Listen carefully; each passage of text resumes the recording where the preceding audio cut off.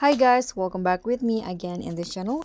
On today's tutorial, I'm going to show you how you can easily create GIFs on CapCut. So first, you can just let's say finish your edits or create the videos that you want to save as GIFs. So here, after you done editing with CapCut, you can just click on this at the top, this box right here, to see the resolution or the video settings. And here, this is on currently on the video tab. If you want to create GIFs, you can just click on this GIF option, then just select the quality.